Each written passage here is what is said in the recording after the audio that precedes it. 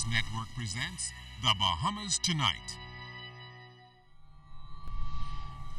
This portion of the news brought to you by BTC Everyday. Good evening, everyone. I'm LaDawn Davis. Thanks so much for tuning in. Topping the news tonight, good news for children in Long Island. Schools there reopen tomorrow following the devastation from Hurricane Joaquin 2 weeks ago. The Director of Education, Lionel Sands, telling ZNS News tonight that of the 7 schools in Long Island, all will open with the exception of the Morris Hill and Mangrove Bush primary schools. Sands also confirmed that the NGM Major High School also reopens, as well as the Lower Deadman's Key Primary School.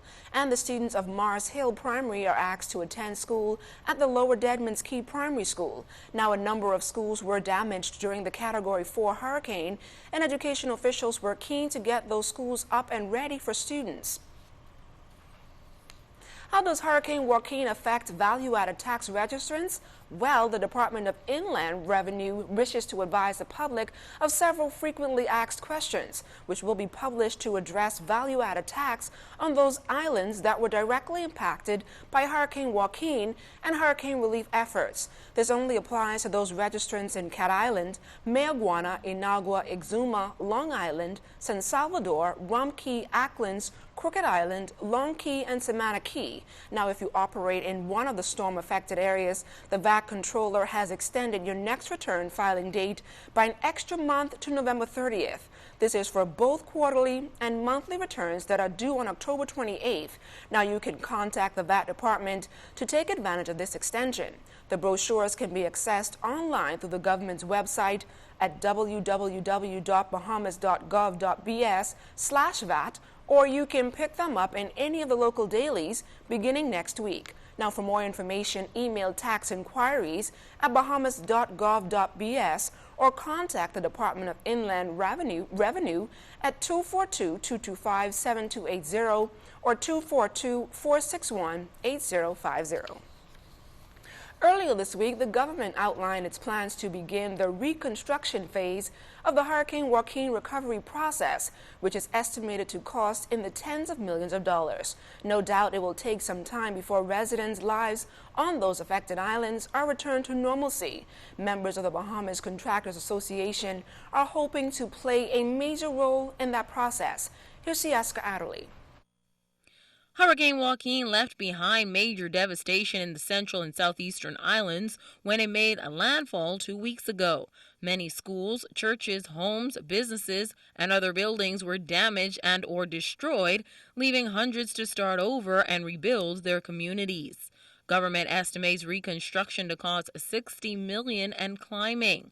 President of the Bahamian Contractors Association, Leonard Sands, believes alternative housing will allow those affected to have a sense of normalcy in the short term. There can be modular homes, pretty much which is a container, 9 by 20 package, looks like an entire house that you drop on a site and someone can walk in from the minute they put it down on 4 blocks. And so those kind of temporary solutions we would, like from the BCA standpoint, encourage the government to look at. I'm not saying that they have to do anything, but kind of look at those things which could be a cost-effective measure to kind of ease some of the suffering our residents may be feeling. Sands is applauding the government's efforts to date, but admonished them that before putting anything into the ground, consider the best way to do so from design to location, because it's not a process that can be rushed, and he urged residents to be patient. We have assessed the situation, or the government has assessed the situation, and now the planning process happens so that when you start to reconstruct, the best result, the best end product evolves from that. So the process could be longer than obviously people would like. So that's why we would encourage temporary housing solutions.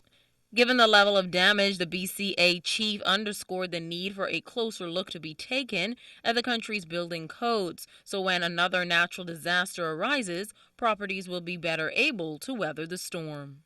In the southern Bahamas, I think they adhere a lot to the building code that's throughout the entire Bahamas, but I think the considerations about low-lying areas should be affected and should be considered in where you build your house. If you have significant rises in sea level, the strength of a building means that the building will still remain, but it's going to have significant flooding. So I think the government and residents just have to make a consideration in building up the house or rebuilding how high they really place their homes above sea level. That has to be the primary concern in the reconstruction effort. Meantime, plans are underway for executives of the BCA to conduct their own assessments and present a proposal to government on their position on the way forward. C.S. Gatterly, ZNS Network News. Residents in Crooked Island who were left homeless after Hurricane Joaquin pounded their island is now returning home to begin the rebuilding process. Crooked Islander Javon Moss telling ZNS News yesterday that with 65% of the homes on the island damaged or destroyed, it will take some time for the island to get back to normalcy. He says there are still some concerns to be met so that residents can complete the process. People are ready to begin to get their comfort levels back to where they were before the storm. Nearly 300 Crooked Island residents were displaced following the devastation left behind by Hurricane Joaquin 2 weeks ago. And today, Crooked Islander Javon Moss says while those victims are still telling their stories about the horrific ordeal, they are now in the process of rebuilding their lives. Everyone is beginning to start the process of rebuilding, understanding what the extent of the damage is. Not only to their private homes and businesses, but also to a lot of the public facilities, including the schools, the airport, the clinic, the health facilities. And so it's really now a process of let's assess what the damage is, let's understand what is required, and let's begin the building process. Obviously, a lot of people were evacuated out of the island, especially immediately after the storm, and now many of them are returning to Crooked Island. They're beginning the process of returning, starting to put the pieces of the puzzle back together. Based on his initial assessment of the damages, Moss says it will take the entire island roughly 2 years to fully recover. However, he says their needs are great. One of the things that's happening on the ground is there's a lot of water, and so as you can imagine, mosquitoes, sandflies are at work. And so one of the things that we're hoping can be provided is, more environmental services that will prohibit, the continual multiplication of these animals, essentially. And the other thing is, without proper electricity, a lot of people are demanding or hopeful that there can be more generators donated so that each family or each community housing area will have generators to keep them lit, to keep the refrigerators on and that kind of thing. And so those are some of the immediate needs. Right now, a lot of people are also, like I said, analyzing what is required to build their houses back. Moss says even though most of the homes on the island are stocked with food supplies and other essential items, he is encouraging all nonprofit organizations to continue their hurricane relief efforts, as in the coming weeks and months ahead will be even more challenging for victims. There's little economy on the island, and so a lot of people are not back to work yet with all the schools being closed. The island has not essentially gotten back to running the pedals. And so it's going to be important that aid, food, water supplies continue to be sent to the island for that matter. There has been much speculation that most of the shelters on those ravaged islands were not available during the storm. Moss says that was not the case in Crooked Island. We're understanding in Crooked Island many of the shelters did actually open, but unfortunately during the storm a lot of these shelters were compromised. Stories are told of people moving from one shelter to another because a roof had blown off, or they began to see where the building was not as safe as it needed to be or could be. So people during the storm, were trying to move from one location to the next.